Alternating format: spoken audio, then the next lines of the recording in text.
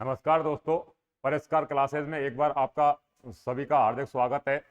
और ये क्लास आपको मिलेगी, रिकॉर्डेड लाइव क्लास है। और यदि आपकी कोई क्वेरीज हो या कोई प्रॉब्लम हो तो उसे आप क्या है कमेंट बॉक्स के अंतर्गत कमेंट करके बोल दीजिएगा। अंतिम जो क्लास आपकी इस भाग की आपको आएगी उसके अंतर्गत आपकी समस्याओं का क्या कर दिया जाएगा, समाधान कर दिया जाएगा। ठीक है भाई। अब देखो हमारा कौन सा टॉपिक चल रहा है। टॉपिक चल रहा है राजस्थान के भौतिक भाग, राजस्थान का भौतिक विभाजन, राजस्थान का भौतिक विभाजन, भौतिक विभाजन। अब देखो राजस्थान का भौतिक विभाजन, भौतिक विभाजन। ठीक है। अब राजस्थान का भौतिक विभाजन है, भौतिक क्या है, विभाजन। इस भौतिक विभाजन के अंतर्गत हमने पहले बताया कि राजस्थान के कितने भौतिक भाग हैं, 4। और 4 में पहला था पश्चिमी मरुस्थलीय प्रदेश, पश्चिमी मरुस्थलीय प्रदेश, पश्चिमी मरुस्थलीय प्रदेश। अब पश्चिमी मरुस्थलीय प्रदेश, पश्चिमी मरुस्थलीय प्रदेश ये है आपका कौन सा, पहला। और दूसरा कौन सा था, दूसरा था अरावली पर्वतीय प्रदेश, अरावली पर्वतीय प्रदेश। ठीक है, अरावली पर्वतीय प्रदेश। तो अरावली पर्वतीय प्रदेश था। दूसरा कौन सा है, अरावली पर्वतीय प्रदेश।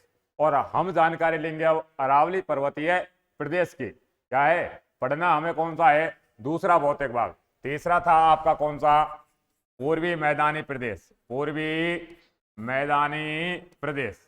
अब पूर्वी मैदानी प्रदेश, ठीक, अब पूर्वी मैदानी प्रदेश है।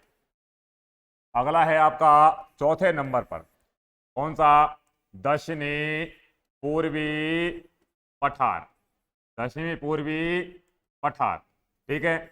और दक्षिणी पूर्वी पठार या इसका दूसरा नाम क्या है, हाड़ौती का पठार, हाड़ौती का पठार। ठीक। अब आप जो सोचते हैं, देखो यहां पर आपकी क्या आई, 4 क्लास, क्या है आपकी, 4 भाग। और हमें पढ़ना है बेटा अब अगला कौन सा, अगला है आपका जो टॉपिक है मूलतः भौतिक विभाजन। राजस्थान का चल रहा है भौतिक विभाजन, भौतिक भाग। अब भौतिक भाग, ठीक, और भौतिक विभाजन। इस भौतिक भाग के अंतर्गत पहला जो आता है आपका, पहला कौन सा आता है, पहला आएगा, सॉरी, अब आता है आपका अरावली पर्वतीय प्रदेश। क्या आता है, अरावली पर्वतीय प्रदेश, अरावली पर्वतीय प्रदेश। ये आपका क्या है टॉपिक। अब देखो अरावली पर्वतीय प्रदेश में, अरावली पर्वतीय प्रदेश क्या है, पहली बात तो अरावली के संबंध में क्या है जानकारी लेंगे। तो अरावली क्या है आपकी बेटा, प्राचीनतम पर्वतमाला, प्राचीनतम पर्वतमाला है, प्राचीनतम पर्वतमाला। अब प्राचीनतम पर्वतमाला है, क्या है आपकी, प्राचीनतम पर्वतमाला। अब जब ये प्राचीनतम पर्वतमाला है तो किस युग की है, युग कौन सा है, प्री कैम्बियन युग, प्री कैम्बियन युग, प्री कैम्बियन युग की है, किसकी है, प्री कैम्बियन युग।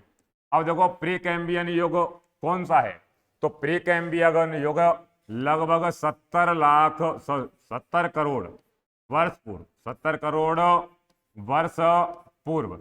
अब ध्यान रखना भाई साहब, ये 70 करोड़ वर्ष पूर्व प्राचीनतम पर्वतमाला है, क्या है, 70 करोड़ वर्ष पूर्व। अब देखो कई जगह पर आपको 40 करोड़ वर्ष पूर्व मिल जाएगा, कई जगह पर आपको 60 करोड़ वर्ष पूर्व मिल जाएगा। परंतु राजस्थान बोर्ड की जो किताबें थी है ना, प्राचीन जो राजस्थान बोर्ड की किताबें हैं उनमें 70 करोड़ वर्ष पूर्व दे रखा है। हालांकि प्री कैम्बियन युग का जो वर्ष माना जाता है आपका, वो माना जाता है लगभग 40 करोड़ वर्ष पूर्व से 80 करोड़ वर्ष के रूप में। तो यहाँ पर आपको क्या है, 70 करोड़ वर्ष पूर्व की क्या है ये पर्वतमाला है, जैसे क्या है, किस युग की है, प्री कैम्बियन युग की है। अब प्राचीनतम पर्वतमाला है और साथ साथ में क्या है बेटा, बलीय पर्वतमाला, क्या है आपकी, बलीय पर्वतमाला। ठीक है, पर्वतमाला है। अब बलीय पर्वतमाला है, प्राचीनतम है, और क्या है आपकी, बलीय पर्वतमाला है। तो ये प्राचीनतम है, परंतु कैसी है, कैसी है, अवशेषित रूप में है। कैसी है? अवशेषित, अवशेषित पर्वतमाला है, अर्थात अवशेष के रूप में बची हुई है। और अवशेषित व जीर्ण। अब जीर्ण का मतलब क्या होता है बेटा? जीर्ण पर्वतमाला है। जीर्ण का मतलब होता है कटी और फटी। कटी फटी पर्वतमाला, कटी फटी पर्वतमाला है। कटी फटी क्या है? पर्वतमाला, कटी फटी पर्वतमाला है। ठीक है। उसके बाद में अब देखो बेटा, यहां पर प्राचीनतम पर्वतमाला है। अब बात आती है कि अरावली का पिता कौन है? अरावली का क्या पिता? तो अरावली का पिता माना जाता है आपका कौन सा? अरब सागर को। अरब सागर को अरावली का पिता कहा जाता है। अब क्यों कहा जाता है बेटा? अरब सागर के अंतर्गत एक मिनिकाय द्वीप है। क्या है? मिनिकाय द्वीप। और मिनिकाय द्वीप से इसका प्राचीनतम उद्गम माना जाता है। मिनिकाय द्वीप, और मिनिकाय द्वीप से उद्गम माना जाता है। से उद्गम, और क्या माना जाता है? उद्गम माना जाता है मिनिकाय द्वीप से। इसलिए क्या है बेटा, इसे अरब सागर को इसका पिता कहा जाता है। सभी और स्क्रीनशॉट लीजिए। सभी क्या है? स्क्रीनशॉट लीजिए। हाँ भाई, सभी स्क्रीनशॉट लीजिए। स्क्रीनशॉट लेने के बाद में अब देखो बेटा, बात आती है कि पिता इसका ये है। तो अब बात करते हैं आपके राजस्थान के अंतर्गत। तो ध्यान रखना, अरावली का क्या हो गया? पिता के बारे में हम समझ गए। पिता के बाद में इसकी लंबाई, मतलब इसका विस्तार, और विस्तार कहां से कहां तक है? तो विस्तार जो है वो है इसका, देखो 3 तो राज्यों में। विस्तार कितने राज्यों में? 3 राज्यों में और 1 केंद्र शासित प्रदेशों में। तो 3 राज्यों व 1 केंद्र शासित प्रदेश। 3 राज्य प्लस क्या है? 1 केंद्र शासित प्रदेश। एक क्या है आपका? केंद्र शासित प्रदेश। अब एक केंद्र शासित प्रदेश में, केंद्र शासित प्रदेश के अंतर्गत है। ठीक है। अब ये इनके अंतर्गत क्या है? आपका विस्तार है। तो यह है आपका 3 राज्य। और 3 राज्य कौन कौन से हैं? तो पहले नंबर पर है बेटा आपका गुजरात। क्या है आपका? गुजरात। और गुजरात के बाद में आपका है राजस्थान। क्या है आपका? राजस्थान। और राजस्थान के बाद में कौन आता है आपका? राजस्थान के बाद में आता है हरियाणा। क्या आता है? हरियाणा। और हरियाणा के बाद क्या है आपका? हरियाणा। ये तो आपके 3 राज्य हैं। और केंद्र शासित प्रदेश कौन सा है आपका? दिल्ली। कौन सा है भाई साहब? दिल्ली केंद्र शासित प्रदेश है। केंद्र शासित प्रदेश कौन सा है आपका? दिल्ली। ठीक है। और बाकी क्या है? ये 3 राज्य, गुजरात, राजस्थान और हरियाणा। अब देखो ध्यान रखना कि गुजरात, राजस्थान और हरियाणा व दिल्ली केंद्र शासित प्रदेशों के अंतर्गत ये फैली हुई है। अब देखो सर्वाधिक विस्तार राजस्थान में क्या है बेटा? सर्वाधिक विस्तार है इसका। राजस्थान में क्या है? सर्वाधिक विस्तार है। ठीक है। सर्वाधिक विस्तार राजस्थान में है। और सबसे कम विस्तार किसमें है? दिल्ली में। सबसे कम विस्तार है, कम विस्तार। और सबसे कम विस्तार है कहां पर? दिल्ली में। यदि राज्यों में बात की जाए सबसे कम, तो कम विस्तार है हरियाणा में। कम विस्तार है आपका कौन सा? हरियाणा के अंतर्गत। तो सबसे कम विस्तार है हरियाणा में, राज्यों की बात की जाए। और यदि कंप्लीट चारों में लिया जाए तो आपका कौन सा आ जाएगा? दिल्ली में सबसे कम विस्तार है। तो ये विस्तार हो गया। विस्तार के बाद में यदि हम बात करें, विस्तार के अंतर्गत यदि हम बात करें कि कहां से कहां तक है, कहां से कहां तक है, तो देखो ध्यान रख लेना, विस्तार कहां से फैलाव। अब फैलाव की यदि हम बात करें कि फैलाव कहां से कहां तक है, तो ध्यान रखना बेटा, बात आती है आपकी फैलाव। तो खेड़ा ब्रह्म पालनपुर, खेड़ा ब्रह्म पालनपुर। अब खेड़ा ब्रह्म पालनपुर क्या है आपका? पालनपुर। अब खेड़ा ब्रह्म पालनपुर से क्या होता है? इसका प्रारंभ। क्या होता है बेटा? प्रारंभ। ये प्रारंभ होती है कहां से? खेड़ा ब्रह्म पालनपुर। और ये जगह कहां पर है? गुजरात। कहां पर है? गुजरात के अंतर्गत है। तो ये तो आपका है प्रारंभ। परंतु एक बात और ध्यान रखना कि ये इसके समापन कहां होता है? समाप्त होती है। समाप्त, समाप्त कहां पर होती है? समाप्त होती है रायसीना हिल्स की पहाड़ी। रायसीना हिल्स की पहाड़ी, रायसीना हिल्स की पहाड़ी, हिल्स की पहाड़ी। और रायसीना हिल्स की पहाड़ी कहां पर है? दिल्ली में। कहाँ पर है भाई? दिल्ली में। अब देखो, जब भी बात आती है रायसीना हिल्स की, तो एक बात आपको याद रखनी है, इस पहाड़ी पर, इस पर क्या बना हुआ है? राष्ट्रपति भवन बना हुआ है। राष्ट्रपति भवन बना हुआ है। तो राष्ट्रपति भवन, तो राष्ट्रपति जो भवन बना वो किसके काल में बना? लॉर्ड इरविन के काल में। लॉर्ड इरविन के काल के अंतर्गत बना है। लॉर्ड इरविन के काल में बना है। और ये राष्ट्रपति भवन किससे बना हुआ है? लाल पत्थरों से। किससे बना हुआ है? लाल पत्थरों से बना हुआ है। ठीक है, लाल पत्थरों से, लाल पत्थरों से बना है। और ये जो लाल पत्थरों से बना है, क्या है आपका? लाल पत्थरों से। कहाँ का है बेटा ये? करौली और धौलपुर के लाल पत्थर हैं।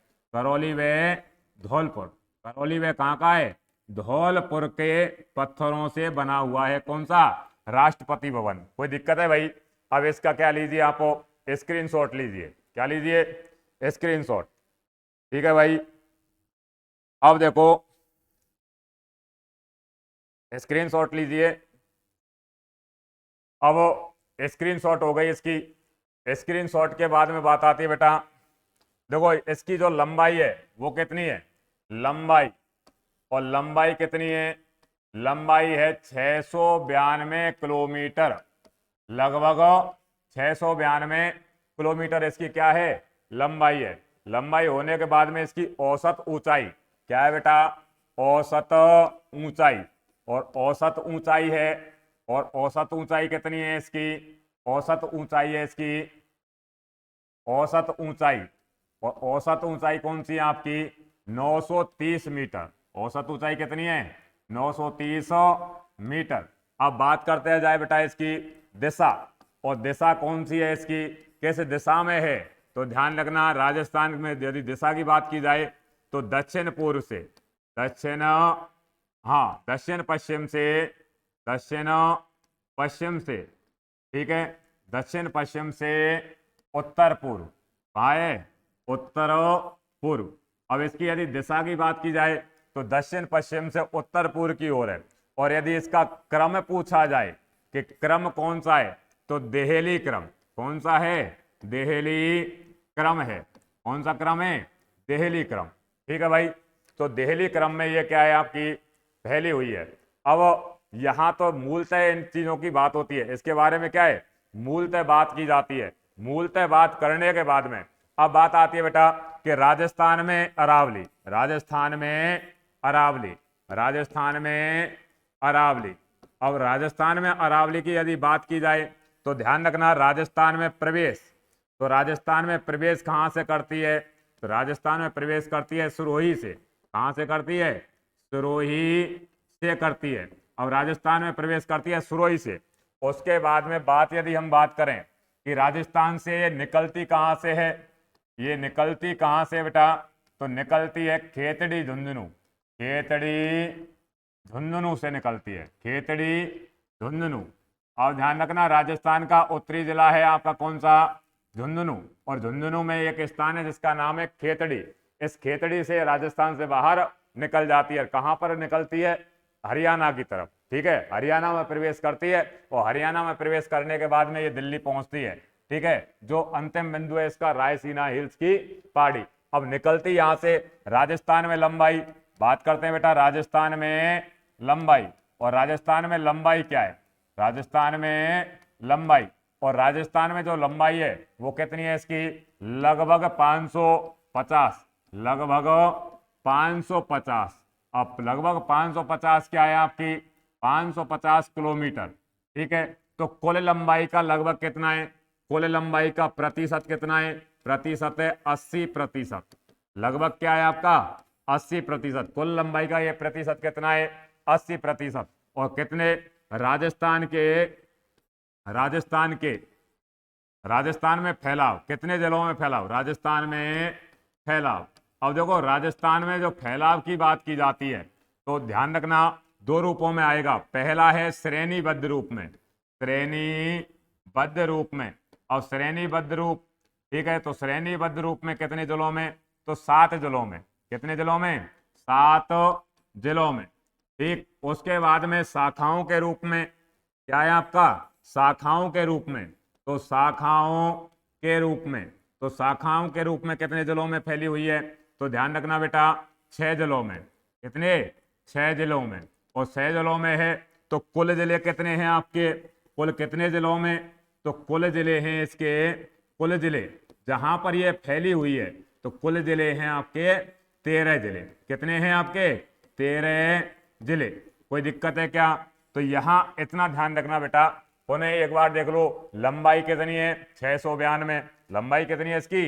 692 किलोमीटर। ठीक है, ये 692 किलोमीटर है। औसत ऊंचाई 930 मीटर है। दिशा कौन सी है? दक्षिण पश्चिम से उत्तर पूर्व दिशा है। क्रम कौन सा है बेटा? देहली क्रम है। ठीक है, राजस्थान में अरावली के बारे में यदि हम चर्चा करते हैं तो प्रवेश कहाँ से होता है? सिरोही जिले से। और ये निकलती कहाँ पर है? खेतड़ी झुंझुनू से निकलती है। राजस्थान में लंबाई कितनी है? लगभग 550, जबकि कुल लंबाई कितनी थी इसकी? 692 किलोमीटर। बात आती है अब राजस्थान में लंबाई है तो अरावली का लगभग कितने प्रतिशत? तो 80% क्या है? राजस्थान 80% राजस्थान क्या है?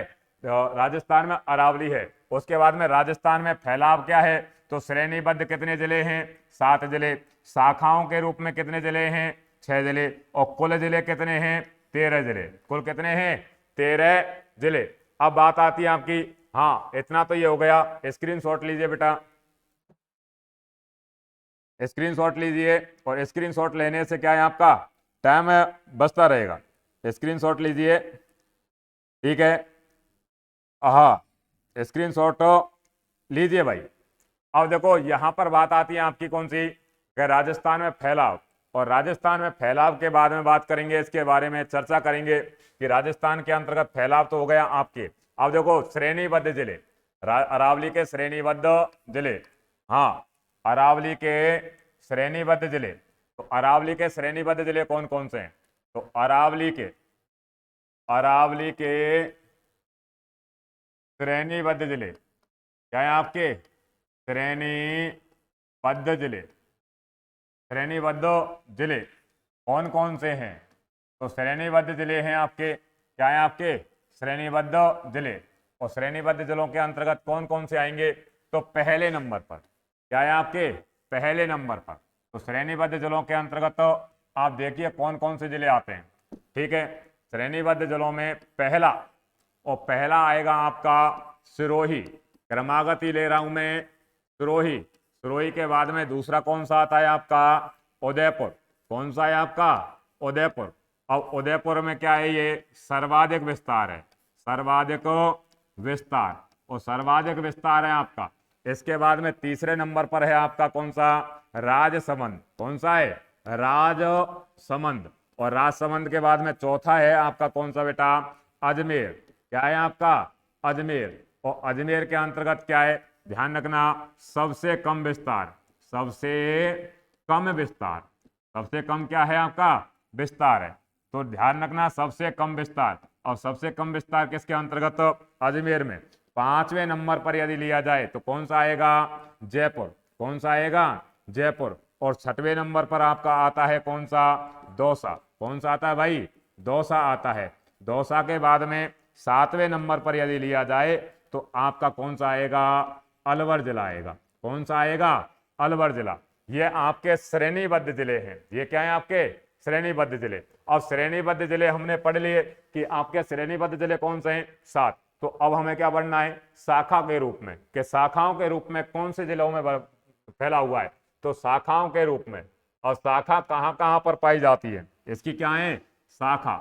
और शाखा के रूप में अरावली का विस्तार। शाखा के रूप में अरावली का विस्तार, अरावली का विस्तार। ठीक है, शाखा के रूप में अरावली का विस्तार। और ये कौन कौन से हैं? तो पहले नंबर पर देखो बांसवाड़ा। बांसवाड़ा के बाद में आपका कौन सा आ जाएगा? डूंगरपुर। दूसरा कौन सा आ जाएगा आपका? डूंगरपुर। अब डूंगरपुर, और डूंगरपुर के बाद में कौन सा आ जाएगा बेटा आपका? तीसरा चित्तौड़। कौन सा आ जाएगा? चित्तौड़ आ जाएगा। अब 3 जिले तो ये हो गए। चौथा कौन सा आ जाएगा आपका? भीलवाड़ा। कौन सा है? भीलवाड़ा। और भीलवाड़ा के बाद में आपका 5वां कौन सा आ जाएगा? सीकर। कौन सा आ जाएगा? सीकर, और सीकर के बाद में छठवां आ जाएगा आपका झुंझुनू। कौन सा आ जाएगा? झुंझुनू। ठीक है, ये आपके क्या आ जाएंगे? क्लियर। 6 जिले हैं और इधर क्या है आपके? 7 जिले, अर्थात आपके 13 जिले क्या हैं? कंप्लीट। 13 क्या हैं आपके? जिले कंप्लीट हैं। और ध्यान रखना भाई, ये 13 जिले आपके क्या हैं? कंप्लीट। शाखाओं के रूप में जो, अर्थात फैलाव जो है राजस्थान में इसका, वो कुल कितने जिलों में? 13 जिलों में। कितने में?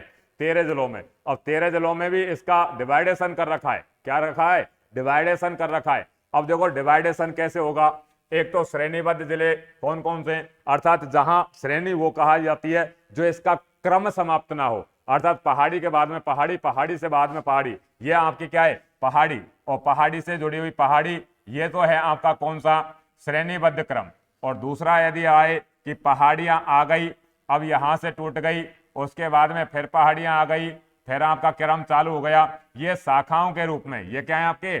शाखाएं हैं। और ये क्या है आपकी? श्रेणियां। ये क्या है आपकी? श्रेणी। अब देखो ध्यान रखना, निचला जो तल है ये पर्वतीय भाग है, ये तो है आपका पर्वतीय भाग, और परंतु इसके ऊपर ये पहाड़ियां हैं, इनका क्रम नहीं टूट रहा है, और यहां पर क्या है? क्रम टूट जाता है कि बीच में क्या है आपका? मैदान आ गया, उसके बाद में फिर क्या आ गया? मैदान। ये है आपकी कौन सी? शाखा के रूप में, और ये है आपकी कौन सी? ध्यान रखना, श्रेणीबद्ध के रूप में। परंतु एक बात और ध्यान रखना, अरावली की विशेषता से संबंधित कुछ कुछ पहाड़ियां और हैं। क्या हैं? कुछ कुछ पहाड़ियां और हैं, और कुछ कुछ पहाड़ियां हैं, तो ये यदि इसको भी सम्मिलित किया जाए तो फिर 13 के बजाय कितने जिले हो जाते हैं हमारे? 18 जिले हो जाते हैं। क्या हो जाते हैं आपके?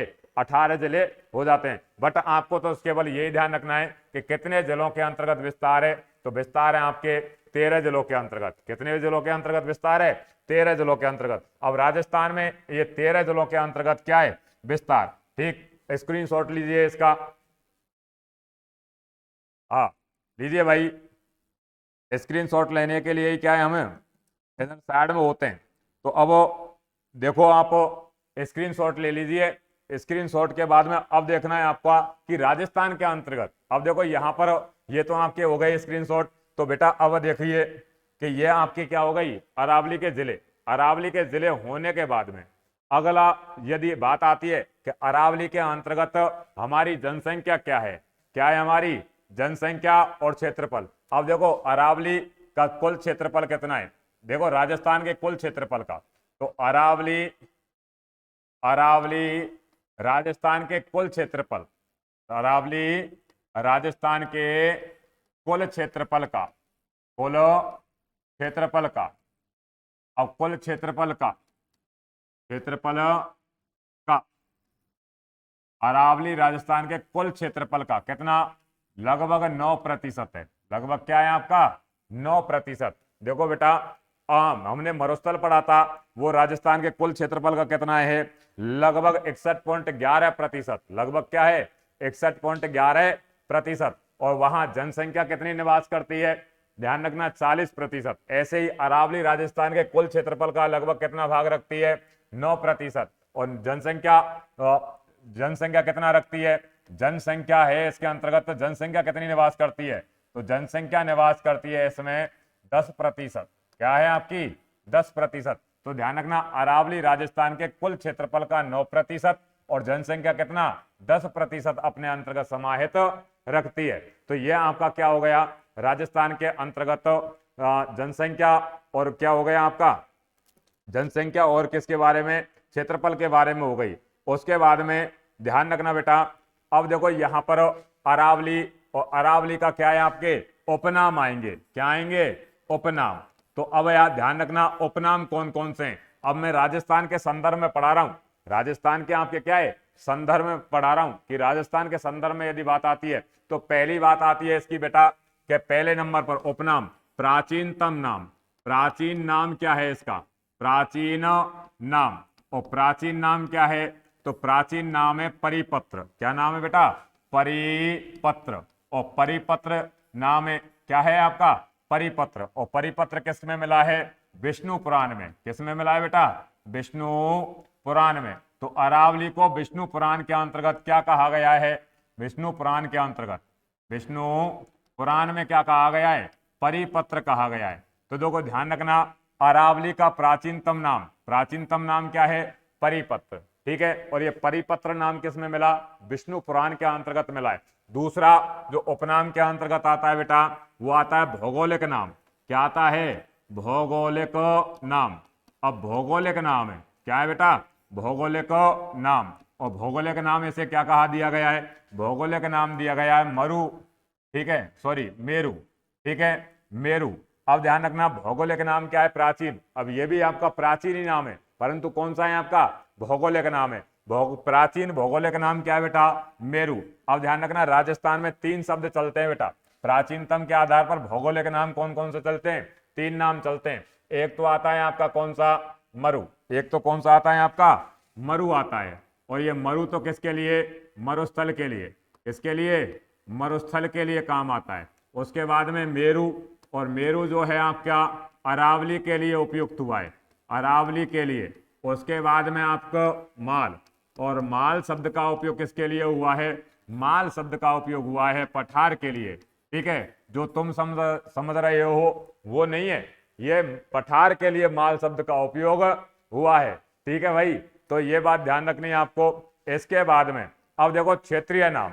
भौगोलिक नाम के बाद में क्या आ जाता है आपका? क्षेत्रीय नाम। तो क्षेत्रीय नाम, और क्षेत्रीय नाम कैसे है?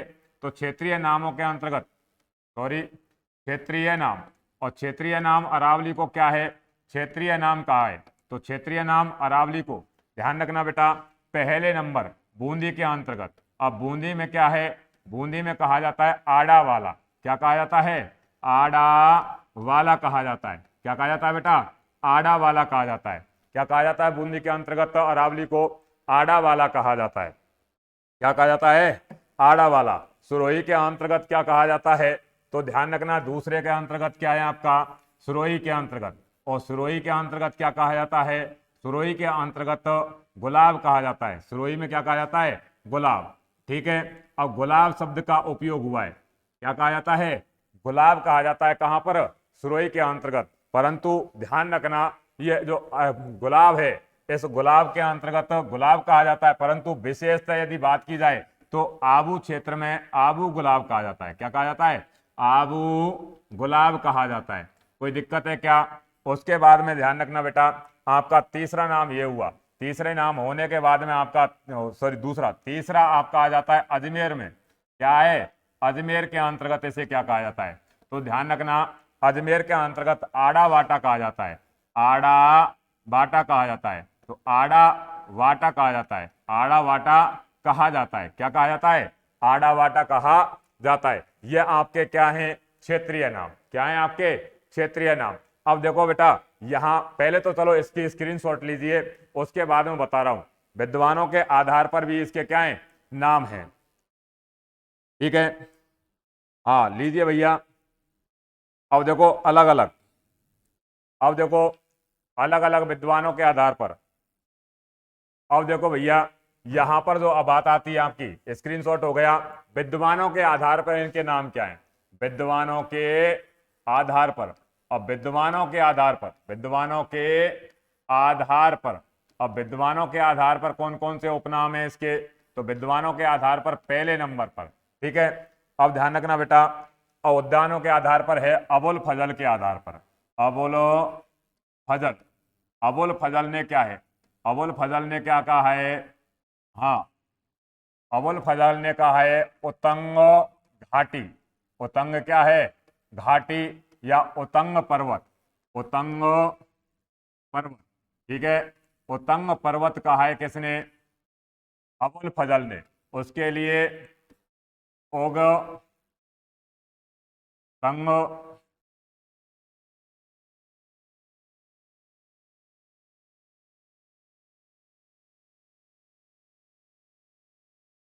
और तंगस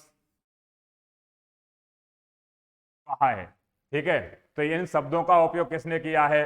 अबुल फजल ने। मूलतः उतंग घाटी या उतंग पर्वत का क्या है? उल्लेख किया है। उसके बाद में यदि हम बात करें, दूसरा आपका आता है colonel James Tod. Colonel James Tod, James Tod, ठीक है। और कर्नल जेम्स टोड, और कर्नल जेम्स टोड ने क्या कहा है? कर्नल जेम्स टोड ने इसके बारे में ओलंपस कहा है। क्या कहा है? ओलंपस के समान। ओलंपस के समान,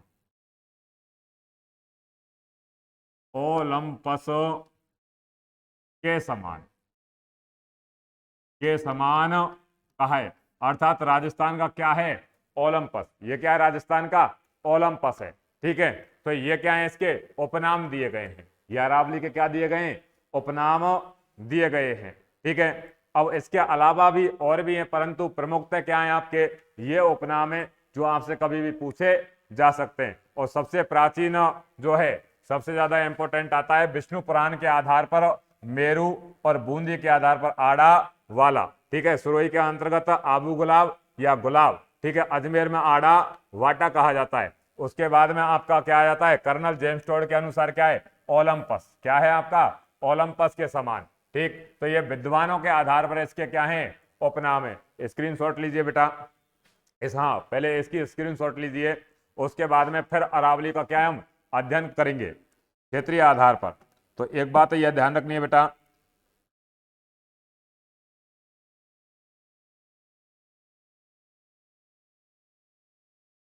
अब देखिए अरावली जो है वो अरावली को,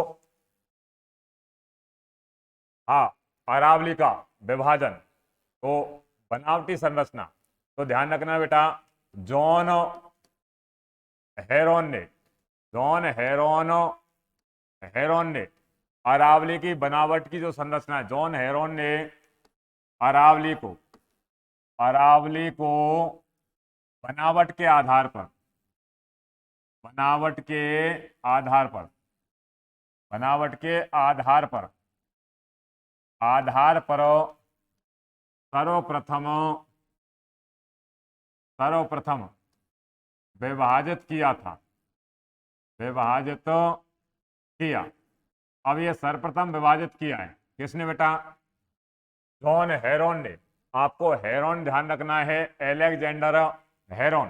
ठीक है, एलेक्जेंडर हेरोन है। इस एलेक्जेंडर हेरोन ने क्या किया है, अरावली को बनावट के आधार पर सर्वप्रथम विभाजित किया था।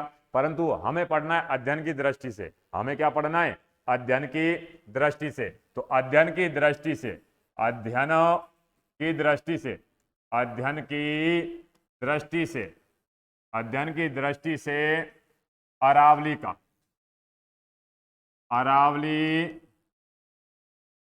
का विभाजन, का विभाजन, अरावली का विभाजन,